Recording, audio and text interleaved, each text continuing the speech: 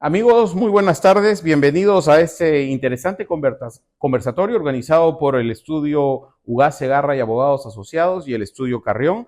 Hoy nos acompañan dos destacados penalistas, conocedores del tema, el doctor Andy Carrión y el doctor Fernando Ugaz Segarra, con quienes conversaremos acerca de las políticas penitenciarias de Bukele. Esta es una alternativa viable para el sistema jurídico peruano y esperamos que gocen y disfruten de este fructífero intercambio.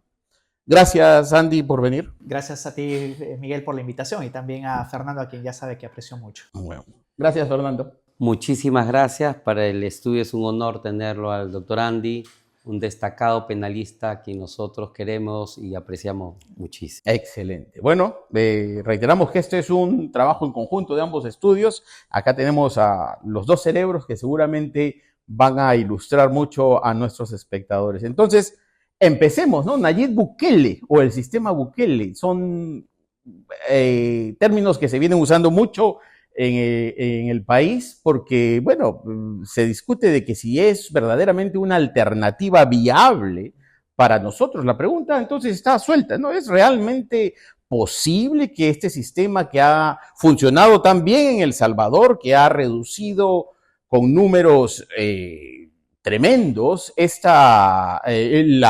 crimen en este país, ¿se puede replicar en el país, en el Perú, esto, Andy? Mira, si me permites, Miguel, yo diría que es innegable, al menos el éxito estadístico que se ha logrado en El Salvador respecto a la reducción de índices de criminalidad. Eso es innegable, si uno quiere hablar simplemente de efectos resultistas, ¿no? En El Salvador ha funcionado.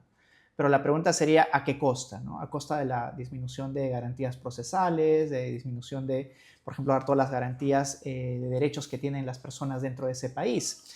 Y yo siempre lo digo, ¿no? Cuando uno va a importar no solamente instituciones jurídicas, sean sustantivas, procesales o en este caso incluso penitenciarias o de política criminal, siempre hay que analizar nuestra propia realidad nacional, ¿no? Por ejemplo, ¿no? En el ámbito penal siempre partimos de la idea de que importando las leyes alemanas en el Perú vamos a comportarnos como alemanes, ¿no? Y eso definitivamente no funciona, ¿no? Y hay que decirlo desde ya. Y eso aplica para todos los ámbitos, para todas las instituciones. El hecho de que haya funcionado, al menos estadísticamente, esta figura del control de la criminalidad en El Salvador no significa automáticamente de que va a funcionar en el Perú, porque somos peruanos para comenzar. Y además, los índices de densidad poblacional también son distintos, ¿no? En el Perú tenemos alrededor de 33 millones de peruanos. En El Salvador es como un departamento en Perú simplemente. Y claro, el control de índices de criminalidad no sé si es más sencillo, pero al menos tiene una densidad mucho menor a la de nuestro país, que es más diversificada, más multidisciplinaria incluso. Así es que yo creo que si tenemos que analizar si en efecto la política penitenciaria de Bukele va a funcionar en nuestro país, tendríamos que partir por, primero, analizar nuestra realidad nacional. En segundo lugar, a qué costa ha funcionado en El Salvador. Y en tercer lugar, si es que estamos dispuestos también a ceder ciertos derechos que deberían de informar a cada uno de los ciudadanos. Y nosotros como penalistas, pues lo primero que tenemos que decir es cómo limitamos más bien al Estado antes de ser avasallado el ciudadano por medidas efectivas o populistas. Pero para resumir esta primera intervención, yo creo que no podemos importar porque sí una institución que ha funcionado en otro país. Y en segundo lugar, tenemos que atender a nuestra propia realidad nacional, porque ya vemos ciertas poses, ¿verdad? Posturas de política penitenciaria o de política criminal de nuestro actual presidente interino, que es Geri, que la verdad no sé si vayan a funcionar, ¿no? El hecho de remangarse la camisa, ¿verdad? Y de visitar cárceles no tiene por sí mismo un efecto ya Bukele en nuestro país. Fernando, ¿y por qué crees tú que se habla tanto entonces aquí en el Perú de implementar este sistema? Porque la perspectiva Bukele o el modelo Bukele es atractivo. Como todo, digamos, discurso populista, trata de enganchar con el público, trata de enganchar quien no quiere seguridad, quien no quiere paz, quien no quiere felicidad, quien no quiere pues, que haya más inversiones, obviamente, pues que todo el mundo quiere, ¿no? Entonces, el problema no está en esas querencias básicas primitivas, digamos, que tienen los seres humanos. Yo creo que el tema, y es por eso lo atractivo del tema Bukele, y como bien decía el doctor Andy Carrión, que esto mucho depende del tema poblacional, correcto, y pareciera ser que en el lugar geográfico de El Salvador, esta situación es mucho más efectiva por una serie de características particulares. Pero yo quisiera elevarme a esa discusión, porque claro, podríamos nosotros afirmar y nos quedamos solamente con el tema del número de la población y nos quedamos con toda esa crítica internacional que ha tenido, producto de muchos temas de cuestionamiento, de violación de derechos humanos, que por cierto, para que exista este tipo de régimen y para que haya tenido este tipo de gobierno y lo que está el estado actual de El Salvador es que ha tenido que caer la Corte Suprema, ha tenido que caer el Congreso, ha tenido, o sea, discúlpame, son muchísimos temas, independiente del tema penitenciario. O sea, cuando se habla del tema Bukele, yo no sé si está hablando solamente el modelo penitenciario o el modelo Bukele en su totalidad, porque es una especie de dictadura carismática, ¿no? Es una especie de dictadura carismática. Pero independientemente de esa cuestión que es bastante gruesa y grande, importante, nos quedan algunas cosas que, sin embargo, sí todos deseamos, ¿no? ¿Qué es? Si existe un régimen cerrado especial, y esto van las modificaciones que han habido últimamente, porque tenemos un régimen, ¿correcto?, que tiene que haber un nivel de rigurosidad, un nivel de exigencia, un nivel de seguridad para altos niveles de delincuentes, para delincuentes, estos extorsionadores, secuestradores, ¿no? Para calificados con ese nivel de delitos y con sanción grande, cadena perpetua y todo lo que se ha dado. Entonces, si existe esa realidad y estamos en la realidad también que desde el sistema penitenciario existen extorsiones, existe sicariato desde el penal, existe todo el tema del internet, de telefónica y todo. O sea, todo es patas para arriba en el sistema penitenciario. Entonces la pregunta es, ¿el modelo Bukele, si hablamos de algo sobre el modelo Bukele o no, pero sí debe haber un orden, una aplicación de la norma, que se ejecute la norma al nivel donde se tiene que ejecutar? Si eso es decir, modelo Bukele, si el decir que se cumpla la ley significa que eres un dictador, que se cumpla el tema disciplinario y los regímenes de tratamiento, lo que corresponde, significa que eres un dictador, eso me parece que también puede ser contraproducente, porque claro, decimos las normas internacionales que dicen, pero perdón, también estamos nosotros enfrentando en nuestra realidad que desde el sistema penitenciario es una escuela de delincuentes, se mata desde la prisión, se extorsiona en la prisión, se mata hasta el sistema, hasta los funcionarios penitenciarios, se amenazan, se matan jueces, matan fiscales. Entonces, puede sonar un poco populista lo que estoy diciendo, ¿correcto? O podemos decir, esa es la realidad peruana. Entonces, yo creo que independientemente de esas críticas que muchas veces la intelectualidad de los penalistas muchas veces arrojamos, ¿correcto? La intelectualidad, la inteligencia, ¿no?, de los penalistas, que siempre decimos, esto está afectando los derechos humanos, está afectando esta cosa. Lo cierto es que hay cuestiones que hay que poner en orden y creo que desde el extremo penal de los penalistas debemos dar una respuesta más serias a la realidad concreta que se está viviendo y existiendo, ¿no? Entonces, un aspecto es el tema poblacional, un aspecto es el tema de derechos humanos, es correcto, analizar las cosas es correcto, pero debe haber algún momento para ponerle coto a esta situación, ¿no? A eso me referí, quería dar una piedra de toque. Sí, con respecto al...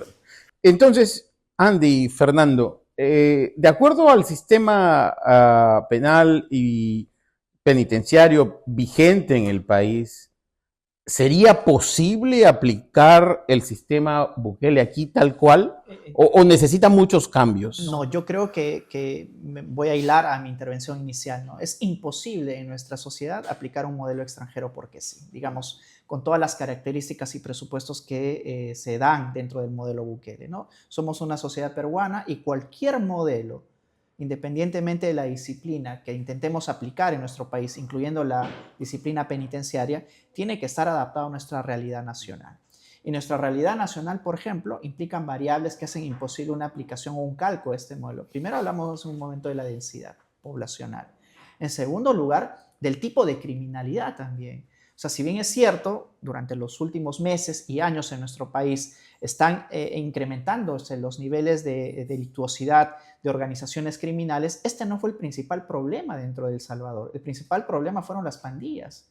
Y las pandillas tienen un nivel político-criminal hablando distinto a la propia naturaleza o materialidad de una organización criminal. Son casi como religiones, ¿verdad? Organizaciones religiosas que están encadenadas respecto a ciertos parámetros de fidelidad dentro de la organización. Por eso son pandillas de alguna manera. Entonces, es por eso que incluso Bukele, al momento de implementar sus medidas penales y penitenciarias, él no solamente arrestaba a los líderes de las organizaciones de pandillas, sino que además arrestaba también a todas las personas que estaban relacionadas de manera directa o indirecta.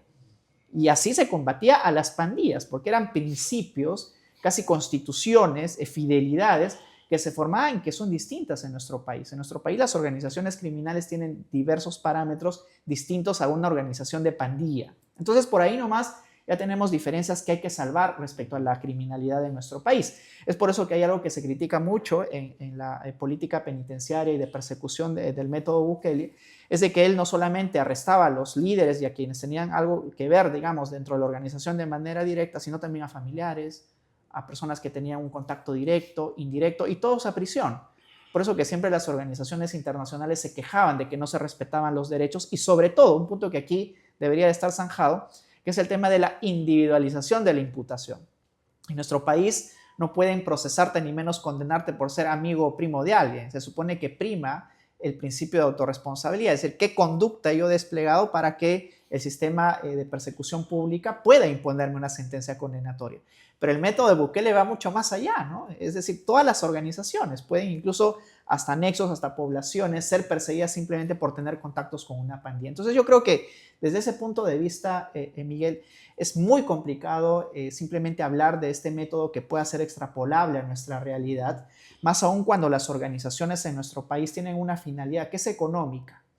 Esa no es la finalidad única que tienen, por ejemplo, en El Salvador. Son otras finalidades, incluso hasta religiosas, dentro del interior de la filosofía de una propia pandilla. Método Bukele yo creo que no deberíamos de aceptarlo. Es por eso que incluso yo creo que el Ejecutivo en la época de Dina Boluarte se dio cuenta de ello y los primeros ministros, sin saber mucho de ello, dijeron método Boluarte, ¿no? Entonces no hay ningún método Boluarte, nunca lo hubo. De hecho que en la época de Dina Boluarte más bien se incrementaron los niveles de criminalidad y tiene que ver con mucho de nuestra realidad. Cambios permanentes del ministro del Interior, no existe una política criminal clara de cómo se va a lograr un objetivo de índices de criminalidad. Y luego, algo que rescato de lo que dijo Fernando, es decir, estamos prácticamente frente a una dictadura. Si en nuestro país un presidente ordena, sin ser fiscal de la nación, o al menos un fiscal que se detenga a muchas personas, pues entonces estarías ya directamente procesado por la fiscalía y luego el Poder Judicial te impondría una sentencia condenatoria o lo destituirían por algún tiempo, como en Dina Boluarte, por ejemplo, la investigación de las masacres que hubieron en las protestas sociales. Pero el tener a disposición a todos los poderes del Estado, que no exista posibilidad siquiera de investigación en contra de Bukele por alguna de las políticas que está implementando, más aún cuando las organizaciones internacionales advierten muy claramente las violaciones de derechos humanos, implica que estemos frente a una dictadura para aplicar el método Bukele. Tal cual. Entonces, desde ahí ya, Miguel, te diría que aquí es imposible, ¿no? Porque tendríamos una fiscalía que más allá de sus luchas de poder internas, al menos sí pues investiga a un presidente en el ejercicio de sus funciones por alguna violación de un derecho fundamental. Ese yo creo que es un punto importante a resaltar. Tal cual. Simplemente si me permites, Miguel. Adelante. Y en efecto, o sea, el método Bukele implica muchísimas más cosas que solamente una visión penitenciaria. O sea, es la visión penitenciaria, digamos, que es lo más vistoso, lo más visible, digamos, ¿no? Pero qué duda cabe que el método Bukele, ese es un rezago, esa es una secuela del método Bukele en su verdadera dimensión, ¿no? Pero vuelvo y repito, simplemente quisiera dar algún comentario a las apreciaciones que ha dado el doctor Andy Carrión. Yo no sé si van a existir el modelo peruano, el modelo argentino, el modelo francés, el modelo alemán, y van a existir 400 o no sé cuántos países por modelo penitenciario. Yo no sé si va tanto por ahí. Pero tampoco digo que existan unos 5 modelos, el modelo no sé quién y eso, pero de alguna otra manera sí considero que existe para el sistema penitenciario algunas reglas básicas universales de las Naciones Unidas y una serie de principios elementales a esta altura que tienen que respetar los temas de la dignidad humana, ¿no? El tema de la integridad física, evitar torturas, evitar una serie de cosas que, o sea, creo que hay algunos parámetros centrales que cualquier sociedad civilizada debería respetar. Teniendo ese margen, correcto, y entendiendo que estamos en un Estado de Derecho, Nadie dice que en nuestro modelo penitenciario, ¿correcto?, no se deban dejar de aplicar lo que la ley manda. Y con eso no significa de que estamos hablando de una dictadura en el sistema penitenciario. O sea, si la norma, existe un delito del ingreso de chips a los penales, ¿cuántos presos penitenciarios hay? No existen. O sea, esa propalación de una serie de anarquía, de anomia de los sistemas penitenciarios, ¿correcto? Nos debe, o sea, lo que quiero decir es que el modelo peruano penitenciario ha fracasado. Ha fracasado hace rato, con norma o sin norma. Ha fracasado. ¿Por qué? Porque está siendo liderado por funcionarios públicos corruptos, y hay que decirlo, ¿correcto? O incompetentes, o negligentes, etc. Entonces, cuando a mí me hablan del modelo a la peruana, yo no sé qué entender, ¿correcto? Claro. No quiero un modelo alemán. No quiero, sí, pero el peruano no respeta las normas, dicen no sé qué, somos medio criollos, etc. Si significa que el modelo peruano es que todo el mundo sea criollo y no respeta las normas, bueno, no me siento representado por el modelo peruano, ni quiero ser el modelo peruano, porque nadie quiere que sigan extorsionando desde las cárceles, nadie quiere que siga existiendo corrupción en el sistema penitenciario. Si ese es el modelo peruano, no me interesa, no lo quiero. Entonces, yo creo que vamos a hablar un poco en serio con respecto a este tema, ¿no? Y yo creo que no es correcto que el sistema penitenciario que siga dejando gente, que siga trabajando delictualmente, bandas criminales. Acá en el Perú hay familias completas, ¿correcto?, que se encargan de extorsión. Sí hay familias que se encargan de extorsión. ¿Hay familias completas que se encargan de sicariato? Sí. Y si no lo hay sanguíneamente, ¿correcto?, por lo menos comparten, digamos, la filosofía criminal de cometer todos los días. Están matando a los choferes, están matando. Sé de la existencia de la estadística de que a pesar de la existencia de altas penas, sigue existiendo más extorsión y sigue existiendo más sicariato. O sea, me queda claro que el sistema penal ha fracasado. O sea, literalmente ha fracasado. Pueden poner las normas populistas de incrementar la cadena perpetua, etcétera, y hacer su crimen sistemático, donde coloquen en un delito violaciones del bien jurídico de la libertad, patrimonio y todo junto, y hagan un chaufa ahí, ¿correcto? Para un tema populista. Nada de eso va a cambiar. Porque aquí me parece que el problema, más que legal, es de cumplimiento de la norma. Es que se ejecute la norma y es un problema cultural.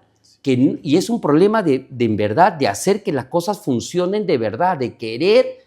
O sea, hay un problema de civilidad. Entonces, si vamos a hablar en serio sobre estas situaciones, quizás no debamos hablar tanto de norma, que ya está bastante de norma, ¿no? Y más de la cultura, ¿correcto? Y de la civilidad para que se cumplan estas situaciones, ¿no? Y que en verdad lo que se dice en la norma se efectivice, ¿no? Eso es lo que yo quisiera complementar. Yo creo, hilando solamente la idea de Fernando, que me parece muy interesante, es de que más bien, si estamos hablando de puntos negativos, al menos desde mi perspectiva del modelo Bukele, también hay que hablar de los aspectos positivos. Ya todos estamos hartos de que el Código Penal quiera implementarse a través de cadenas perpetuas, ¿no? El legislador se pasa discutiendo que el sicariato, que el extorsión. Nadie asusta. Y resulta que ya tenemos en las normas, sin las modificaciones, las cadenas perpetuas en sus modalidades más agravadas. Eso demuestra que ha fracasado. Y eso demuestra que ha fracasado porque, digamos, no ha intimidado al potencial delincuente para que reduzca sus actos delictivos. Todo lo contrario, los índices de criminalidad siguen incrementándose. Pero lo que sí ha hecho, y es lo de bueno que hay que rescatar del modelo Bukele, es de que ha hecho que las normas se cumplan, ¿no? A pesar de que hay imputaciones colectivas que están fuera de nuestro sistema garantista. Correcto. ¿Cómo ha hecho que se cumplan las normas? Bueno, tú has robado, pues vas a ir a prisión, punto. Y el mensaje de prevención general, sea positiva o negativa, es decir, de motivación o intimidación para que las personas también sigan cumpliendo las normas, ha sido efectivo. O sea, sí ha sido efectivo, ¿no? Totalmente. No han habido un incremento o agravamiento de las penas, sino más bien ha habido una política de cumplimiento de las sanciones, así sean arbitrarias.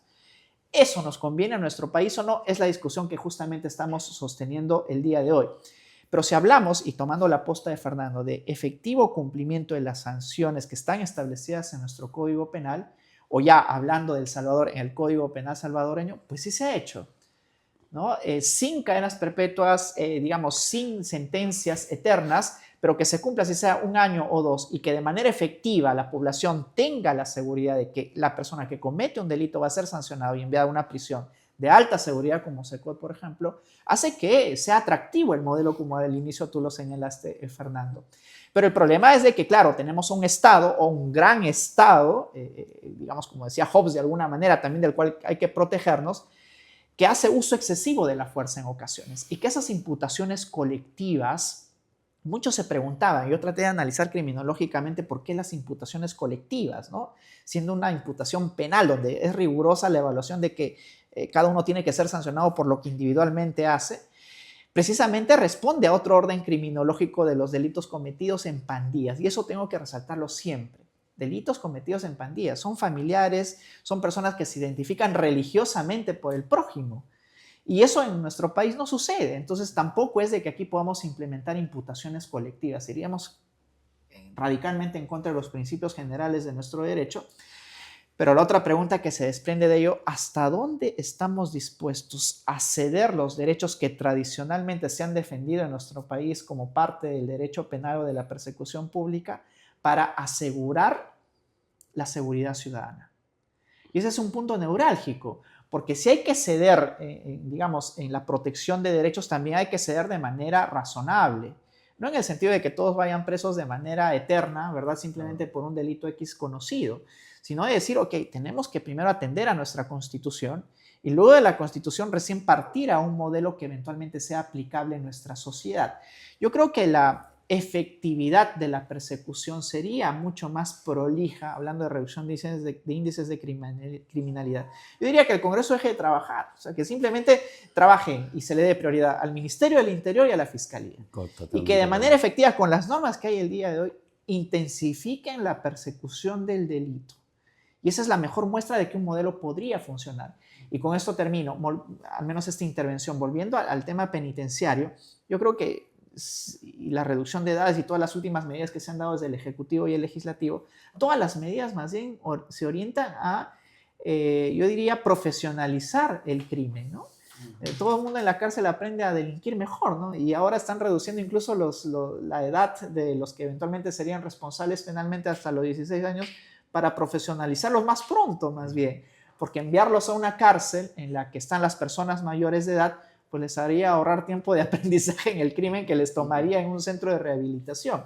Esas son las contradicciones de nuestro sistema. Interesante. Justo me has hecho avanzar un poco el tema porque uno de los puntos que quería conversar con ustedes es precisamente el tema del panorama actual de la responsabilidad, ¿no?, del menor en actos delictivos con los nuevos decretos supremos que se han dado. O sea, mira, algo... y para culminar simplemente la idea en relación a tu pregunta, yo creo que ha sido un despropósito.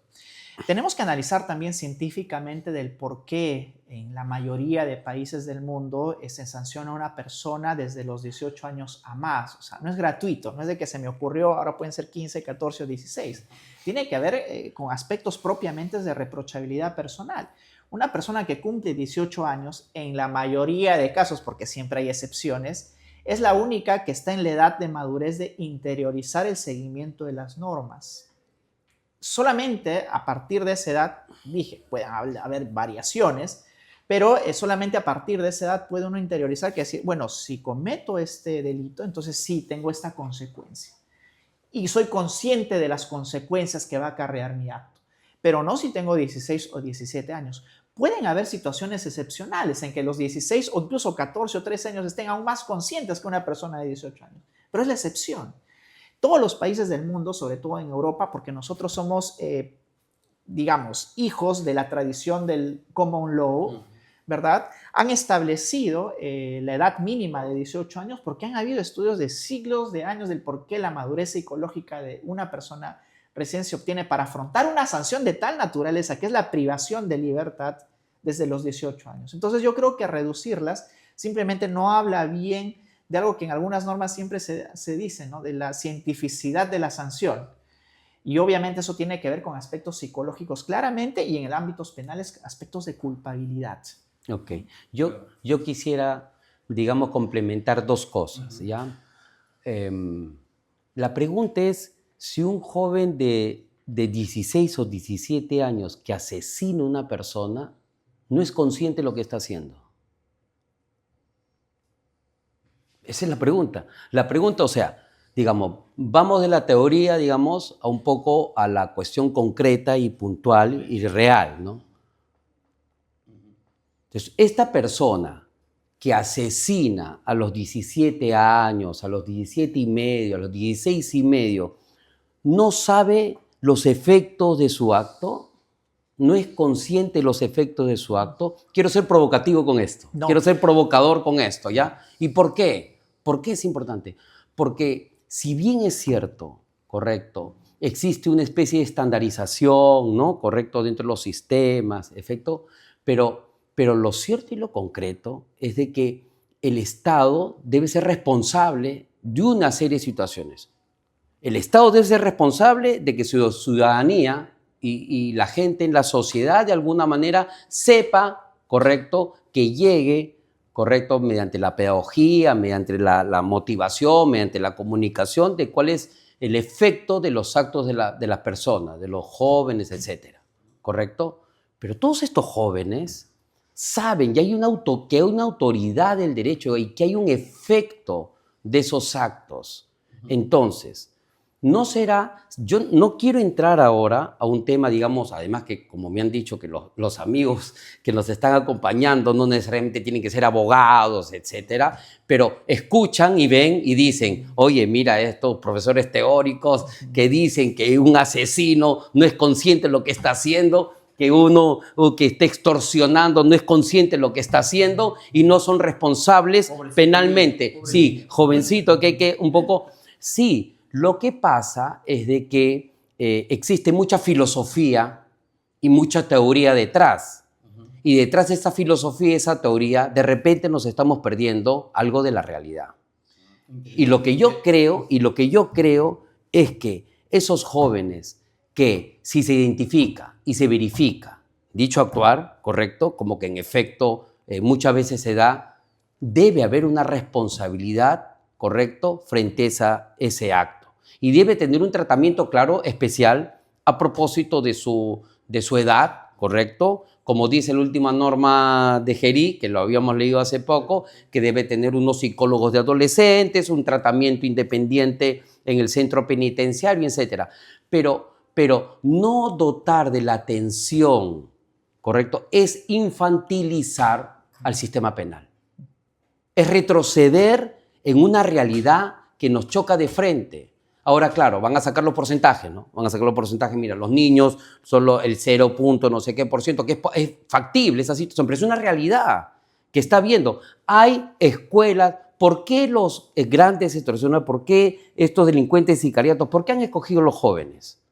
Porque justo saben que esos jóvenes no van a ser responsables penalmente.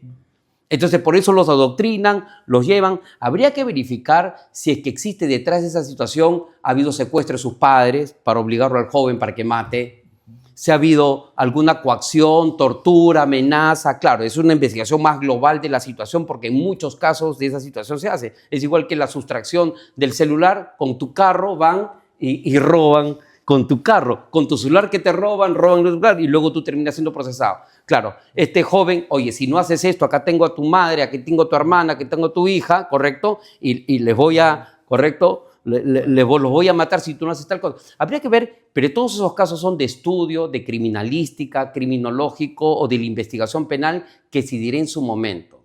Pero hay otros casos donde es cierto que existe también una responsabilidad individual del joven, y habrá la discusión penal que se tenga que hacer, pero hay una responsabilidad social y del Estado.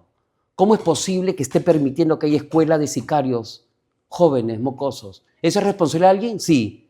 ¿Quién no lo ha atendido? ¿Quién no lo ha...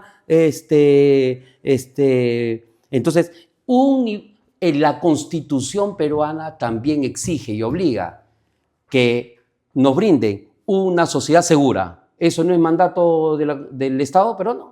No tenemos que tener seguridad. ¿Y quién nos tiene que dar seguridad? ¿No es seguridad interna? ¿No es paz? ¿No es tranquilidad? ¿Esas no son funciones también del Estado?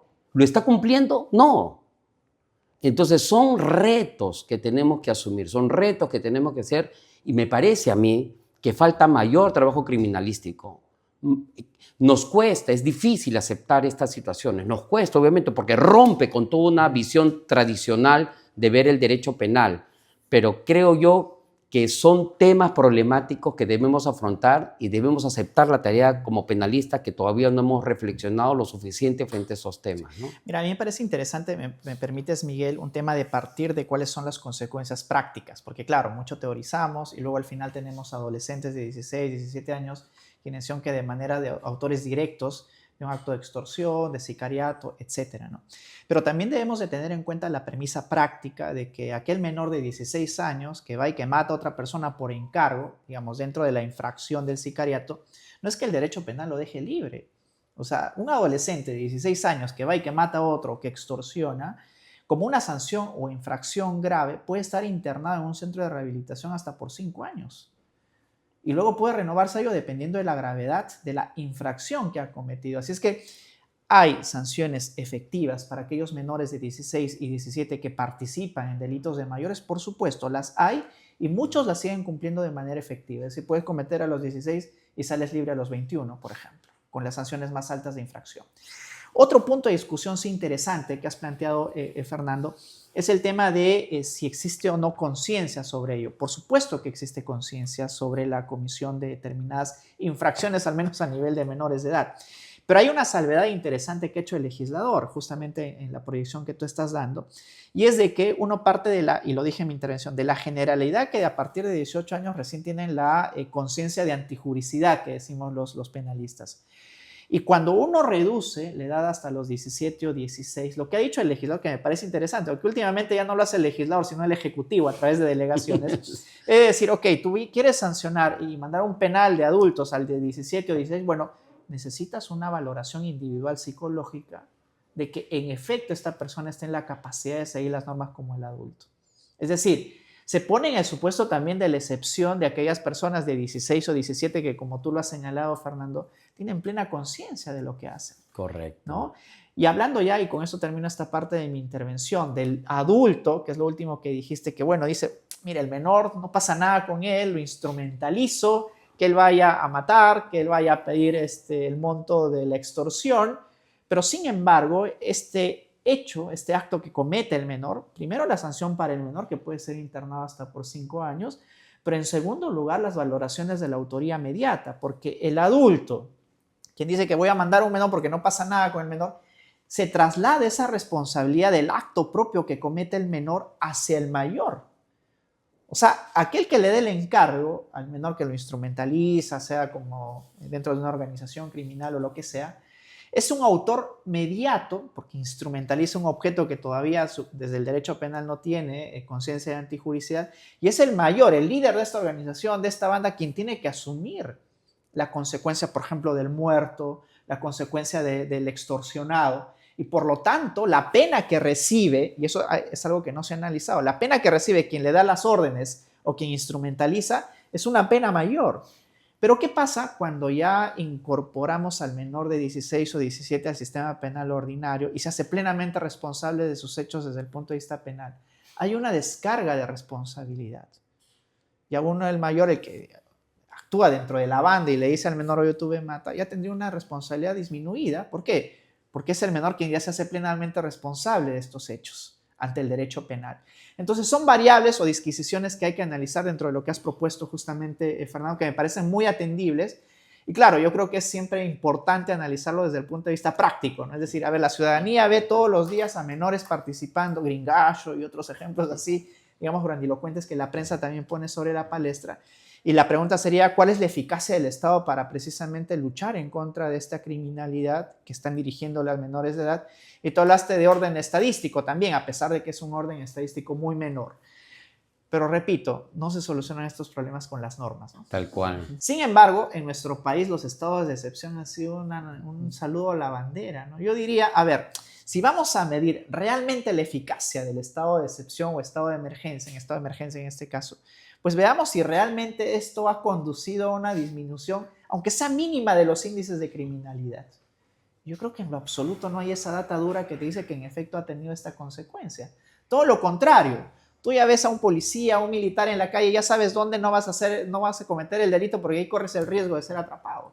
Te vas a otros lugares y, digamos, sofisticas más lo que el día de hoy se hace respecto a las extorsiones o secuestros, ¿no? Si logramos que la gente entienda, el público entienda que la mejor solución no es el derecho penal vista de la perspectiva de solamente pena, ¿no? y modificaciones legislativas de esa manera, pero si le decimos, la gente dice, yo espero más pena, el público quiere más pena, y los penalistas salen y dicen, ¿y los penalistas? Quienes deberían decir, sí, correcto, te doy más pena, le dicen, oye, tú estás enfocando el tema mal, entonces es como que hay un vacío existencial.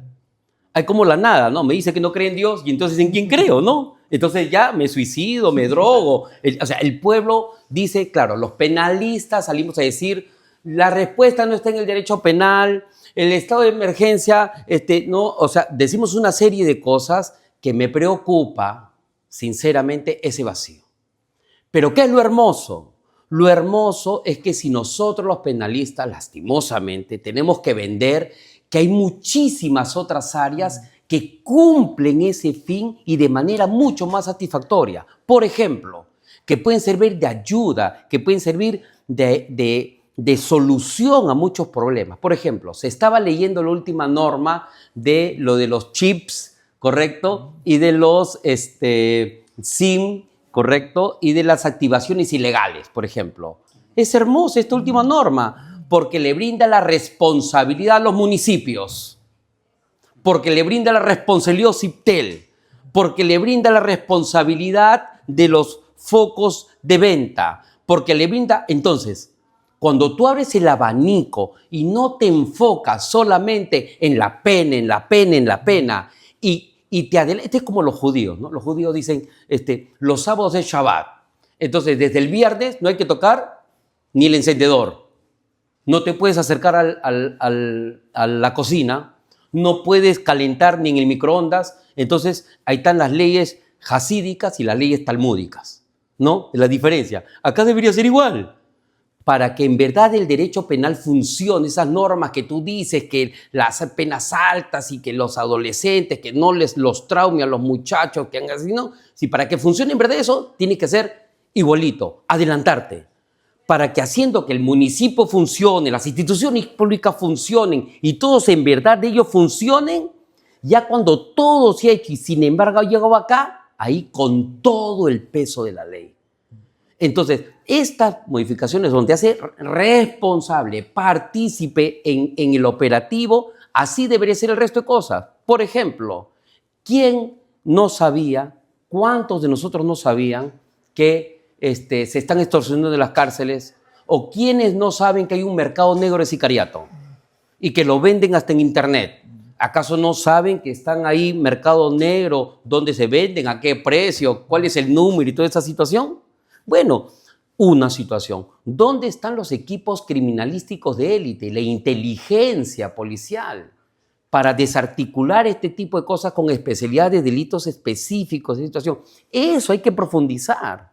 Entonces, si logramos los penalistas, creo yo, ya un poco, este es el momento de un poco la criminalística, un poco el trabajo inteligente, un poco el trabajo en equipo, un poco trabajos interdisciplinarios, un poco, ¿no? Volver y colocar a las verdaderas instituciones del Estado responsables para que esta situación se prevenga, previena, ¿sí? Prevenga, ¿correcto? Yo creo que habremos tenido un éxito en nuestro discurso, ¿correcto?, de lo que espera la sociedad de nosotros, ¿no? Y no enfocarnos solamente al derecho penal. Quería dar ese complemento. Yo quería simplemente complementar un poco la idea que estaba virtiendo Fernando, y es despenalizar la persecución del delito y hacerla más preventiva, ¿no? Absolutamente. Eso, digamos, es el foco. Ese es el foco. Y sobre todo, atribuir responsabilidad a los actores que previamente contribuyen omisivamente a la comisión del delito.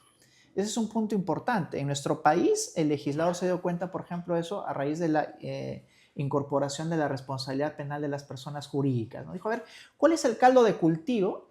Los instrumentos de los cuales se sirven las personas para cometer, por ejemplo, los delitos de estafas piramidales, lavado de activos, minería ilegal, las empresas. Bueno, vamos a por las empresas. claro. ¿Ah? Y obliguemos a las empresas que para que ellos accedan a alguna atenuación o exención de responsabilidad a que implementen sistemas preventivos. Y yo creo que es lo mismo, pero en otros ámbitos de la comisión delictiva, ¿no? En el tema propio que mencionaste, Fernando, la extorsión, ¿verdad? Sobre todo la extorsión, que es el paso previo también para el sicariato, porque si el extorsionado no accede, pues ya vienen los sicarios ahí Claro, a claro, cometer precisamente el claro. asesinato, ¿no? Entonces, atribuir responsabilidades, por ejemplo, al municipio, que sabe perfectamente dónde está la Tal que cual. comercializa los huevitos de codorniz. Pero ¿cómo no va a Absolutamente. saber dónde se comercializan los chips de manera ilegal? Entonces, atribuirle esa responsabilidad asociada al ornato público, ¿verdad? Tienen perfectamente información de todo. Entonces, también son garantes de que no solamente sea impedir el comercio informal, sino el comercio delictivo. Y ese es un Absolutamente. enfoque, diría yo, muy, muy razonable por parte del legislador, que lo hemos venido Totalmente. conversando hace un momento, que ya pone las cosas en orden. Tener penas eternas por el sicariato, por la extorsión, no enerva de la responsabilidad a todos los actores de la persecución pública. Yo creo que el sistema de persecución pública no solamente está enfocado en el Ministerio Público, el juez, ¿verdad? O quizás los procuradores. El derecho penal siempre llega tarde. El Sí. derecho penal llega cuando ya la leche está derramada, cuando ya se produjo la muerte por parte del sicario, cuando ya se produjo la extorsión. Entonces, trasladar ese nivel a un ámbito preventivo, yo creo que sí va a generar, como tú bien lo has dicho, Fernando, una real disminución de los índices de criminalidad. Claro, retroceder mucho más implicaría, por ejemplo, regresar hasta el colegio, hasta la escuela, hasta la familia, donde realmente se tienen que formar a los buenos ciudadanos. Pero ya retrocediendo un poco en estos ámbitos para ir enfocando los niveles de actos preparatorios de los delitos, podríamos sí eficazmente estar enfocando la lucha contra el crimen. Excelente. Bueno, hay muchísimos temas que podríamos tocar, ¿no? Y nos pasaríamos aquí todo el día. Vamos un poco cerrando ya este interesante conversatorio. Solamente quería tocar un tema que me parece bastante interesante y es provocador, ¿no? Para utilizar un término que Fernando felizmente trajo a la mesa. La privatización de las cárceles, del sistema penitenciario. ¿Esa es una alternativa real? ¿Es una solución? ¿O es también más canto de cisne? Bueno, yo tengo algunas apreciaciones, digamos, desde una perspectiva más global, más, no sé, si filosófica o empresarial, ¿no? Si bien es cierto, se habla de un retroceso de los temas de privatización de las cárceles a nivel mundial, pero estamos entendiendo que siempre el Perú llega tarde, ¿no? Para todas las normas legislativas, claro. O sea, claro, un poco más y nosotros queremos importar una serie de cosas como si estuviéramos de avanzada, etcétera, con nuestra realidad, nuestro comercio informal y una serie de situaciones no puede estar a la altura de las otras situaciones. Pero es posible que esté desfasado para allá, pero no necesariamente esté desfasado para acá, que no hemos tenido ni una sola experiencia de ese tipo. Claro, luego de años de ejecución, luego años de implementación, claro, tú puedes dejar de hacer y sacar las moralejas de la práctica que haya dado y mejorar en una cuestión mixta o en una cuestión de un mayor porcentaje de uno y menor porcentaje de otro. Pero ya de per se, previamente, sin pasar la experiencia necesaria que debemos hacer, me parece que decir no al tema de la empresarial de las cárceles, no al tema de privatización de las cárceles, me parece una cuestión vuelta teórica, por lo menos en Perú. Pero además tengo otro argumento para decir. Nosotros tenemos una cultura lo tengo que reconocer, de desprecio a la clase empresarial, a los emprendimientos, a los emprendedores y al tema privado también con especificidad. En otras culturas, al empresario que da trabajo, al empresario que del capital se saca la mugre para salir adelante y trata de hacer sus cosas de manera ordenada, correcto, se le hacen estatuas, se le brinda un mensaje adecuado, etc. En el Perú, piensa que no solamente tiene que pagar impuestos, ¿no? Y cubrir todas las deficiencias y pagar muchas veces a tanto corrupción y a tanto irresponsable del Estado, correcto, sino que entonces yo creo que debería darse la oportunidad en el Perú de, si existen inversiones, si existe capital para forjar, correcto, un estándar de cárcel que cumpla con unos requisitos mínimos. En Inglaterra por ejemplo, se hace contrataciones de estudios privados para hacer defensa pública y se hace con licitaciones y se cumplen los estándares para verificar en auditoría si están cumpliendo o no con lo que corresponde. ¿Por qué no podemos hacer lo mismo con el tema de las cárceles? ¿Por qué per se, porque sea privado, debe tener intereses subalternos, subrepticio y podamos estar peor de lo que estamos actualmente? Y el tercer argumento debería ser reconocido. El Estado ha fracasado a nivel de cárceles. No ha sabido organizar, no ha sabido ejecutar, se le pasan por las guachas diferentes, colocan de directores al INPE gente que tiene procesos y no cumple con, etcétera, una serie de cosas. ¿Por qué no permitimos que también sea liderado estas situaciones con gestión especializada, que se exijan determinado nivel de currículum, etcétera, para que se le dé la licitación, la contratación o lo que sea que pueda este tema, digamos, darse en adelante, ¿no? Sé que este tema ha sido muy poco tratado en el país, sé que posiblemente se pueda hablar de una serie de experiencias extranjeras con cuestionamientos a favor o respaldos, etcétera, o críticas en contra, perdón, pero creo que el Perú no ha pasado por esa experiencia y deberíamos permitir esa experiencia porque estamos en un nivel de caos, o por lo menos permitir que exista un tema privado-público, correcto, que hay mucha experiencia también internacional, una serie de situaciones al respecto, ¿no? Eso es lo que quería yo poner, digamos, como piso para que Andy también pueda dar su apreciación. Es un tema muy polémico, porque ahí no solamente enfoca, digamos, esta problemática desde si lo privado es mejor que lo público. Lo que sí tenemos experiencia es de que lo público ha fracasado. Eso hay que decirlo, ¿no? En nuestro país, las cárceles, la situación carcelaria es absolutamente deplorable. Los hacinamientos, digamos, la falta de ámbitos de resocialización hacen que la cárcel no cumpla con lo que la Constitución claramente señala, que es reinsertar al preso a la sociedad. Eso no existe. De ahí, pero, a que la única solución sea la privatización, hay un gran paso, ¿no? Por ejemplo, si hablamos y volvemos al tema de El Salvador, lo que hicieron los norteamericanos, es decir, bueno, tenemos aquí muchas pandillas en Estados Unidos, es que todos los mandamos a El Salvador, secó tú, hazte cargo Bukele, y nosotros vamos a pagar ahí mensualmente por el preso que ha sido condenado en Estados Unidos, y bueno, afrontarán esta sanción ya carcelaria en ese país. Y claro, pagan un monto mensual y todos felices, ¿no? Los norteamericanos que se deshacen de esos presos y El Salvador que también pregona de los ingresos que da Estados Unidos. En la época de Dina Boluarte se quiso hacer eso, ¿no? No sé, un ministro desubicado dijo, vamos a proponer, ¿verdad?, de que los presos peruanos también vayan a El Salvador, al SECOD, y que de alguna manera sí van a lograr ese mensaje, ¿no?, de que somos muy severos con los delitos.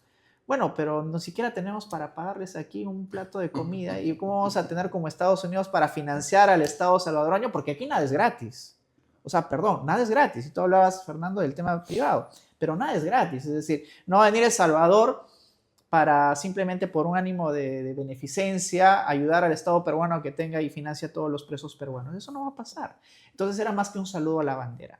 Yo creo que sí hay que implementar medidas, diría yo, más sofisticadas del manejo carcelario. Al día de hoy el sistema público no ha funcionado. Yo me decantaría más bien por un sistema de lo privado. La orientación básica es, digamos, el obtener mayores presos para obtener mayor ganancia de alguna manera. Siempre lo privado, esa es la filosofía en la que se actúa.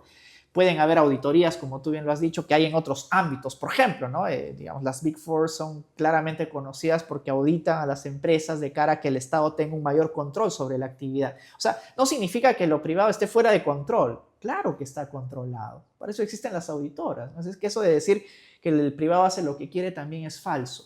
Sin embargo, yo creo que deberíamos ir poco a poco. Sí me gustaría, por ejemplo, que se evalúe dentro del Ejecutivo una medida público-privada, empezar a experimentar quizás con un penal modelo en el cual se vea si efectivamente puede o no funcionar, porque también puede no funcionar de acuerdo a la idiosincrasia peruana, del manejo, por ejemplo, del funcionarial, pero si funciona, pues irlo implementando de manera progresiva, ¿no? Porque las medidas traumáticas en nuestro país a veces no funcionan, ¿no? Así como la importación de instituciones incluso procesales de otros lugares que aquí muchos de los penalistas, tú lo sabrás, Fernando, no tienen ni idea, pero ya tratan de implementarlo aquí. Pero yo creo que es importante que esto sea de manera progresiva. Evaluar, ensayo y error a veces, así como el Código Procesal, ¿no?, entró de manera progresiva en vigencia en nuestro país.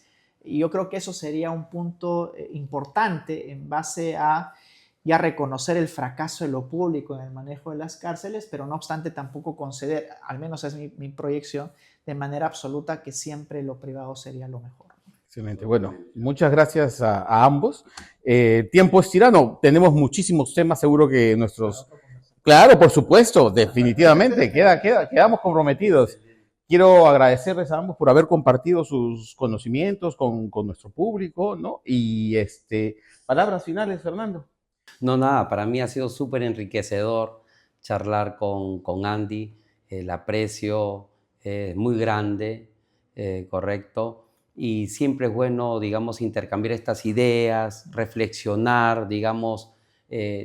A veces es necesario revisar un poco la cocina del restaurante, ¿no? Sí. Y ver cómo entre gitanos no nos podemos leer, ¿no? Las cartas, digamos, pero es importante pues revelarnos y es importante sincerar mucho discurso, es importante ponerlo transversal y socializarlo, ¿no?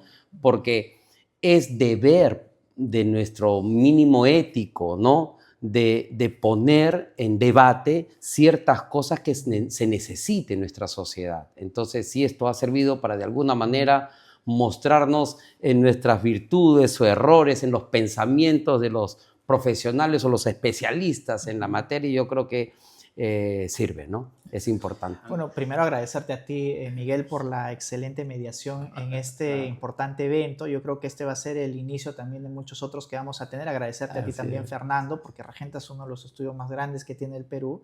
Y claro, esta discusión sobre temas ya prácticos, ¿no? Es decir, oye, ya podemos discutir mucho de la teoría, pero oye, ¿eso en qué nos favorece realmente el control de la criminalidad?